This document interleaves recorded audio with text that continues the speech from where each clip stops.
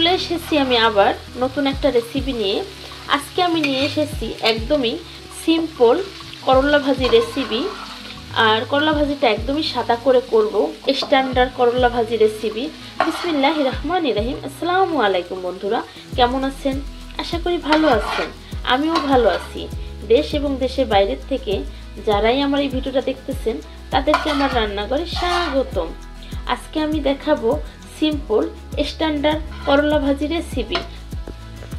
আমার এই স্ট্যান্ডার্ড করলা ভাজিটা আপনাদের কাছে কেমন লেগেছে অবশ্যই কমেন্টে জানাবেন।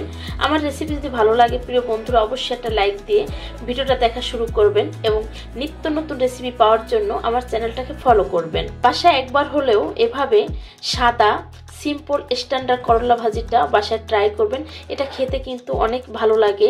অবশ্যই আপনারা একবার হলেও ট্রাই করে দেখবেন।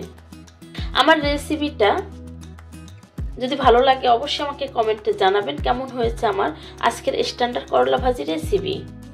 চলুন বন্ধুরা দেখে নেওয়া যাক স্ট্যান্ডার্ড সিম্পল করলা ভাজির জন্য কি কি লাগতেছে উপকরণ।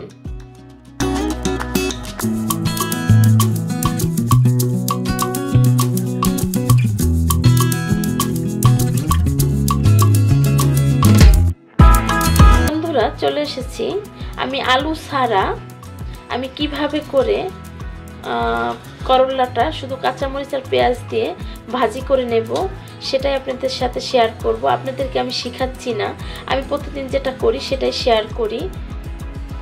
এখন আমি এগুলো কেটে নেব ধুয়ে। সুন্দর করে সিলে ধুয়ে নিয়েছি, এখন কেটে নেব।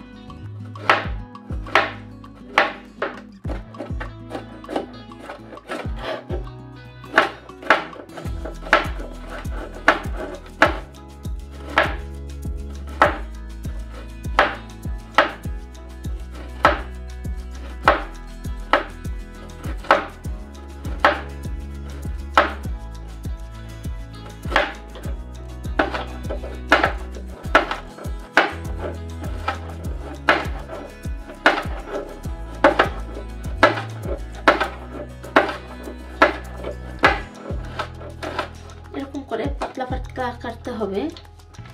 কেটে নিয়েছি, সবগুলো ওঠানো হয়ে গেছে।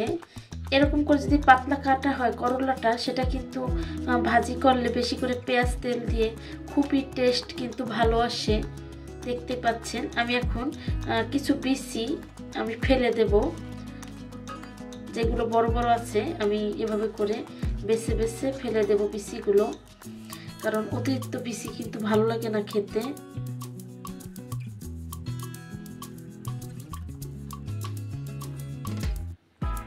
আমি বেশি করে পেঁয়াজ আর কাঁচামরিচ লবণ নিয়ে নিয়েছি, এখন ভাজিটা বসিয়ে দেব।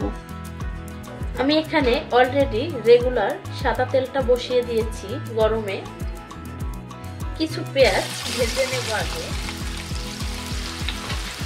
যখন আমরা করলা ব্যবস্থা ভাজি খাই সবসময় কিন্তু কম বেশি আলু দিয়ে খাই, আর আলু ছাড়া খাওয়াটা কিন্তু খুবই উপকার শরীরের জন্য। আর আলু ছাড়া কিন্তু টেস্টটাও কিন্তু অনেক ভালো আসে বা অন্যরকম। যারা তিতা পছন্দ করেন তাদের জন্য বলছি। তো আজকে আমি সেরকমই আলু ছাড়া একদম ভাজা ভাজা করব না, একটু কাঁচা কাঁচা ভাজিটা বানাবো। এই ভাজিটা খেতে অনেক ভালো লাগে, খুবই স্বাদ বেশি, দুর্দান্ত টেস্ট। তো আমি সেইভাবে ভাজিটা বানিয়ে নেব আমার ফ্যামিলি যেভাবে পছন্দ করে বা একটু ডিফারেন্ট করে। হয়ে গেছে ভাজা, এই পর্যায়ে দিয়ে দেব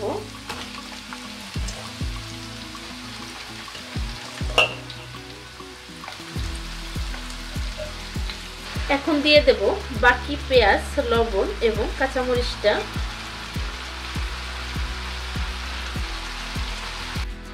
এখন এভাবে করে ঢেকে দেব না, আমি নেড়েচেড়ে এটাকে ভেজে নেব।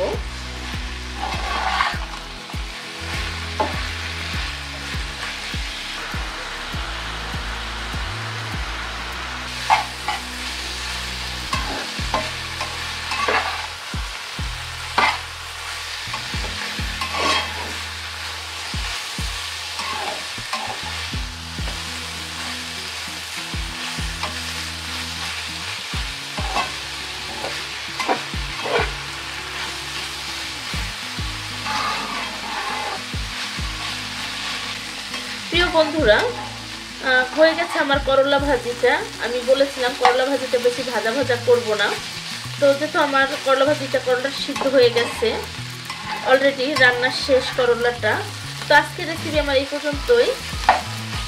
আমার রেসিপি যদি ভালো লেগে থাকে অবশ্যই লাইক কমেন্ট শেয়ার করবেন, সাবস্ক্রাইব করে দিয়ে আমার পাশে থাকবেন। যে সমস্ত বন্ধুরা ফেসবুক থেকে দেখতেছেন তারা ফলো দিয়ে রাখবেন। আজকের রেসিপি আমার এই পর্যন্তই। দেখা হবে নতুন কোনো রেসিপি নিয়ে। আল্লাহ হাফেজ, আসসালামু আলাইকুম, ভালো থাকবেন।